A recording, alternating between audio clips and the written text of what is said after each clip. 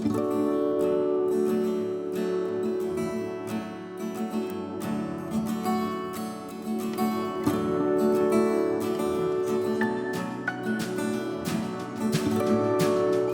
guys, it's Kelly here and I'm back with another video. Today's video is featuring some products from Honeybee Stamps.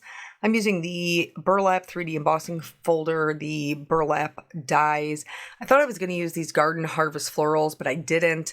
I used the, the spring vine layering, and then what is the sentiments? I should know this because I've used them before. Heartfelt Hello.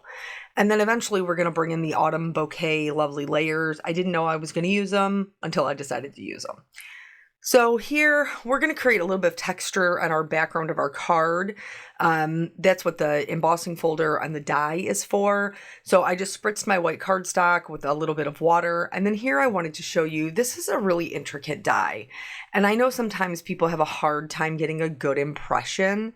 So I ran it through once vertically. And while it did cut through everything, it wasn't super clean. So I'm going to line this back up in the die. I'm going to tape it in place. And instead of running it through where the die cut is facing vertically, I'm going to run it through where the die cut is facing horizontally. And this just applies pressure to different parts of the plate. So as you can see here, when we take it out the second time, there's so much more cut out. So if you have a hard time with more intricate dies, I would recommend doing it both ways. Doing it vertically and then flipping it and doing it horizontally. In this case, because you have all those little teeny tiny pieces, you'll have to clear those off of your cutting plate, but it's definitely worth it to make it so you don't have to fight with trying to get the pieces parts out. I much prefer when they just fall out. So this is something you've seen me do before because I just used this burlap 3D embossing folder in a video not that long ago, and I made this little kind of like linen kind of background. I'm doing the same thing. Why? Because I loved it so much. Period. Like why would I not recreate something I loved on one of my other cards? So for the coloring of the of the I want to say the burlap, but they're both burlap, yo. The burlap embossing is antique linen and pumice stone. For the burlap die cut, I went a little bit warmer, so I covered the whole thing in antique linen, and then I added in totally random. Okay, and you can see my ink blending super patchy anyway, because it's an added supporting piece for texture and interest. It's not the star of the show. So your ink blending doesn't have to be spot on, but I also think it makes it more interesting when the ink blending is not perfect.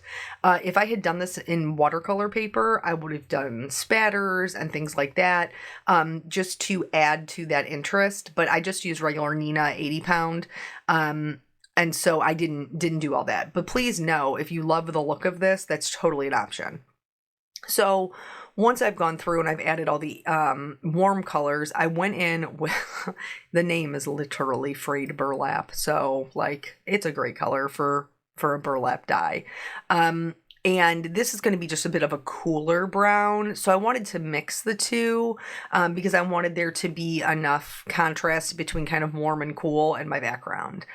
Remember this sanding block we used the last time we did the linen? Yeah, I'm bringing it back in, but this time it's to distress my burlap stencil, and you can sand off as much or as little as you like. But again, this is just going to create some different texture, and it's going to make the paper a bit softer when you feel it. So just a way to make it more interesting. I did not want to use this full piece on my background, so I'm going to take this. I love this shape. I think it's a beautiful shape. From the spring vines layering frames, and then I'm just going to cut that piece out. Here's where I decided I was switching my game plan, but the technique hasn't changed, and that is this super easy hack for arranging any of your floral bouquets. You can do this with stamps or die cuts, but I'm using die cuts today. I have this adhesive sheet. Mine's from Craft Perfect because I'm cheap and I've had this for years, and I didn't buy a new one, but there's a ton on the market. And so I cut a piece of 8.5 by 11 Nina in half, and then I cut my sticky adhesive sheet to the same size. Now I've seen tons of other designers do this, But again, let me go back to I'm cheap. So, but we'll talk about that in a second. Let me tell you how I applied it. So that way there were no air bubbles.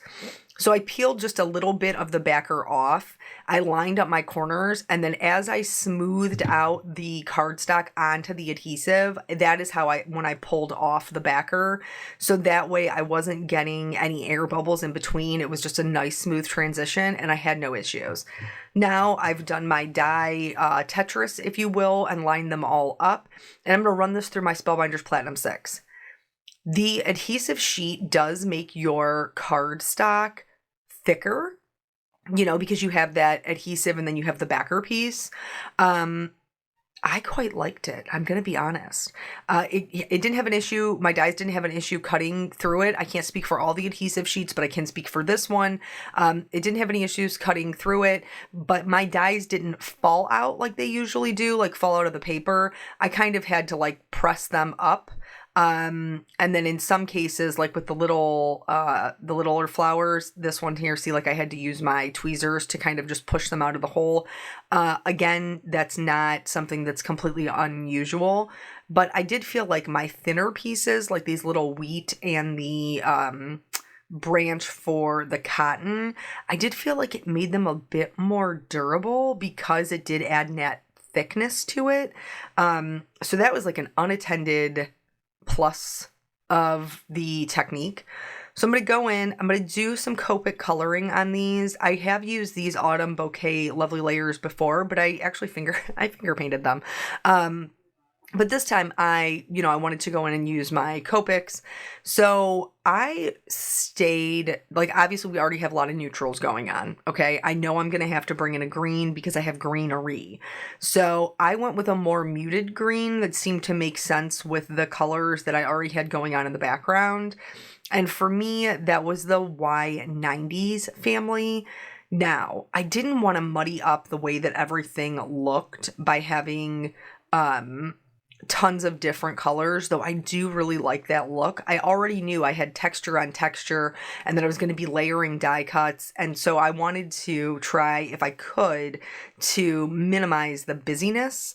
And so that's why I chose a family where I had 4 colors. So we're going to span from a Y93 to a Y99, but I'm going to use only 3 colors on each of these different die cuts. So the ones with the florals, I'm using a YG93, a YG95, and a YG97 will be my darkest color. On the larger leaves, I am going to make them darker. So I'm going to start with a YG95, I'm going to use a YG97, and then I'm going to use a YG99. This is a way that you can stretch your markers without having to have every single Copic marker or alcohol marker and still get different looks.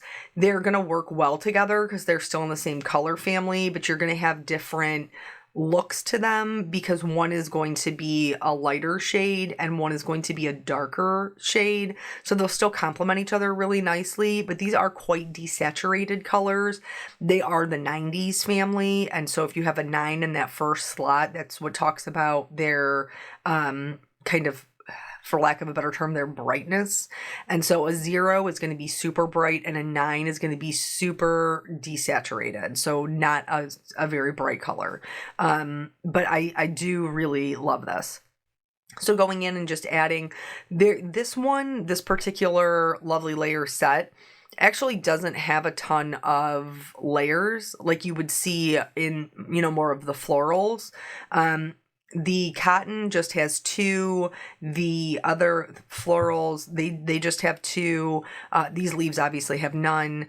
So it makes them nice and easy to work with, which I really enjoy. So, anywho, I have seen a bunch of crafters use this trick before, where they've used double-sided adhesive on a sheet of paper, and then that's what they did their die cutting out of, or their stamping on, and die cut out their images. And essentially what it does is it makes them stickers. That's what it does. It makes little sticker dies, little sticker stamps. And that's super great. I have not done it in the past because I never had any issues with like liquid adhesive. You like putting my things together. back to the card. So here on the base of it, I am going around and just adding my lightest color around the edge so that way there's no white peeking through. And then there's a little bud on there. You can color it green, or I chose to color it the same color as my flowers. For these little tiny flowers, there's detail that's embossed in there, and so I'm just kind of following the shape of that embossed detailing for how I'm adding my shading. And because the detail is like little lines, I'm just using a flicking technique, darker in the center, lighter on the edges. You don't have to really overthink this because all of that detail is embossed in there, so you're really just adding some color to what Honeybee's already done for you. I think that's one of the reasons why the Lovely Layers are so popular. It's because they're so well done, and it has all that detail in there that's already achieved for you, that you don't have to do much to it to get kind of a wow look. But so anyway, the reason I've never done it in the past is because I never had any issues with liquid glue, and I'm cheap. And so I was like, I don't want to have to buy these adhesive sheets so that I can use them and make my dies into stickers.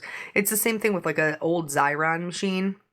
Well, I'm sure they have a new Xyron machine, but like back in the day, that used to be a thing where you could roll them through it and make them, it would put stick on the back and it would make them super easy to use.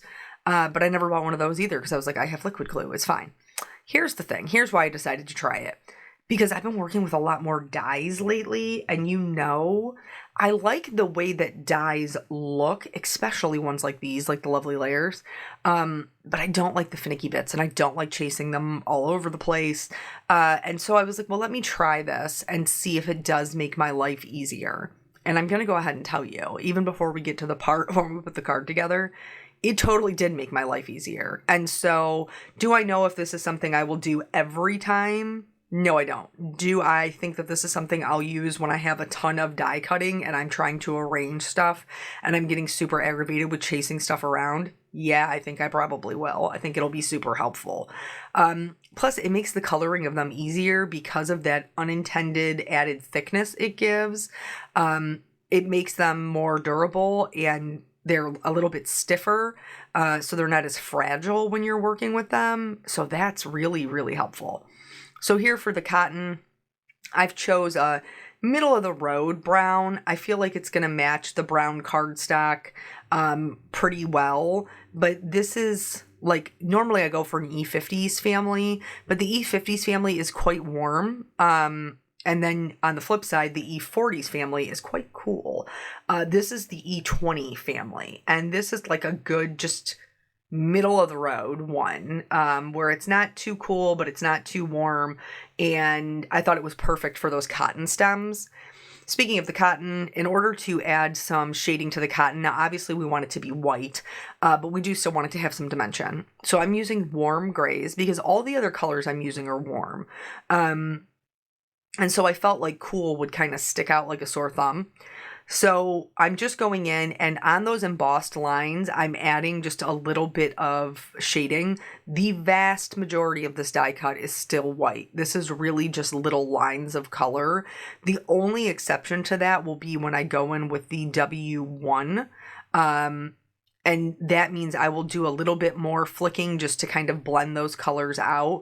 But even still, there's quite a bit of white that is left because ultimately it's cotton. It is white. So we don't want it to be gray, or you don't want it to be another color. You want it to be realistic. That's, again, another benefit of the Lovely Layers is they're super realistic. So we don't want to take away from that. So now everything is colored. We're going to go ahead. I just peeled off the little backer. I didn't even need an extra tool to do it. I just used my fingernail, peeled off the little backer. You obviously could use tweezers or something like that if you didn't, want to use your fingernail. I know some people don't. But I just stuck them right on there and I had no issues. For the cotton actually... What's a better way to put this? The stem sits on top of the cotton instead of the cotton sitting on top of the stem. And so when I was putting it together, I didn't pull the full backer off because I was worried that I would like take the stick off with my hands and then the other things wouldn't stick. Turns out I really didn't need to worry about that. No matter how much I seem to kind of play around with these, they still had their stickiness. So in the future, I'll just peel the backer all the way off and then stick my die cuts where I need to stick them and be confident in knowing that it will in fact still stick to my project. So you just line those up. If you ever have any, and I know I've said this before, but if you ever are like questioning how something goes, Honeybee always has all of their layering guides. So if you went to like the Honeybee website and you did the autumn bouquet and you couldn't, like you wanted to see, over on the right hand side it'll say download our lovely layers guide, so you could pull them up and see how you're supposed to layer them. So let's talk about this. This is just another little tidbit that I have picked up along the way. So when you're trying to trim down something you've already embossed, sometimes you can rip it and tear it because it's having a hard time. If that happens to you because you don't have a guillotine trimmer, start your slider in the middle of the card and then slide up and then slide down, and usually you can still get a clean cut. I cannot guarantee it for like super, super intricate embossing, but it's worked for me so far. For the sentiment, I went back and forth whether or not to do gold or white, and I figured I would do the white because that kind of complements the cotton. And this is Woodland cardstock from Hero Arts. So I stamped in our Brilliant White pigment ink after I treated it with my anti-static tool, which is the cotton tail brush from the rabbit hole. And then went ahead and sprinkled on some white detail embossing powder. I'm going to heat set it, and then I'm going to cut it out with its coordinating die. And then we're going to get into the building. I feel like lately, and I don't know why, you guys, I need your opinion. So I feel like lately we've been doing a lot of cards that have a lot more instruction than just me sitting there coloring with Copic markers. And so how Storytime came about was because I did a lot of coloring and I didn't want to play music, and so I kind of needed to fill that dead air. And so what I filled it with was basically just my life, was just my personality and the things that happened to me. Now, because we're doing different things, let's talk about what we're doing. So here I'm using some press and seal. I'm going to be honest. The good old press and seal trick did give me a little bit of a hard time this time around. And I think it's because this was the last piece on the cardboard roll. Like this is the very last piece that was in there. So I did struggle with using the press and seal. Normally I don't have this problem. For the burlap, because I did not think, I didn't think ahead to cut the burlap out of the sticker, which let me tell you would have been so much easier, like make the burlap a sticker. I did just use my glue gun to do like a very thin bead, but I just did it around the edges and a little bit in the center. I know that all of my die cuts are going to sit on top of it and hold this in place. So now that I have my die cuts on my press and seal, everything's arranged. I'm just going to, you'll see me here trimming. These are my bad scissors. Okay, these are my bad scissors. They're old. She's an old girl. And so she's kind of beat up and she's not as sharp as she used to be. And so I was having a hard time trimming those. Dawn, my girlfriend Dawn, just rips them, but I didn't know how they would rip with the sticker on the back, and so I didn't want to risk it, so I chose to just cut them, because my sentiment will sit in the middle and ultimately cover up like the ends of my pokey bits, but I wasn't sure I wasn't sure how much it would cover, so I was trying to trim off as much as I could so that it wouldn't be an issue behind my sentiment. But doing this technique, and obviously you could do them individually, but combining the press and seal with the sticker backs really made this super fast because I didn't even have to worry about putting liquid glue on the back. I could just peel off its little backer piece for the pieces that were on the most top, which actually turns out to be the most bottom. But then I just press them down, and normally I have a little bit of a hard time with the glue. Like I have to let the glue set before I can peel the press and seal back up because there's no glue to set. I didn't have that problem. I just peeled off my little backer pieces, pushed them down into place, picked the press and seal back up, and I had no issues. Let's talk about the arrangement in general. So the arrangement in general, I wish that it was a little bit tighter, and at first I only did two, like I just did those 2 flowers.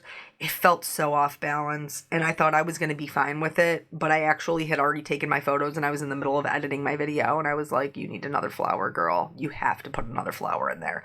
So I will. It's just not going to be on camera. You'll see it in the finished card that there's just an extra flower on the right-hand side of each of the arrangements.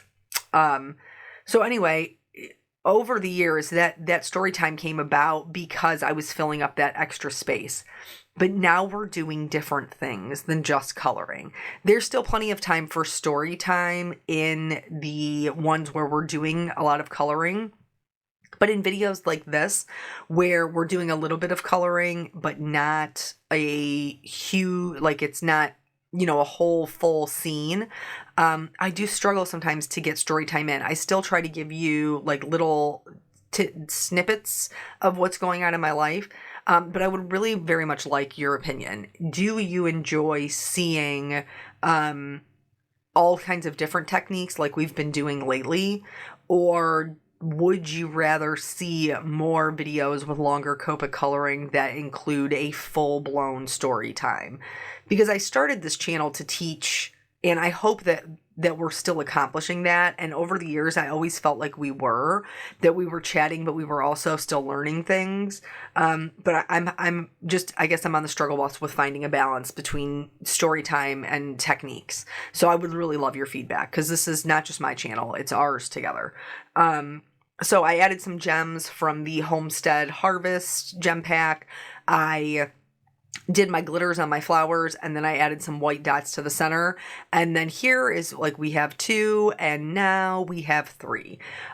If I had to do it all over again, I would move one of those yellow flowers down just a smidge. But at the end of the day, I think it's super cute. The stickers made it really easy. I hope that this inspires you guys to maybe give something that you've seen a try if you haven't before.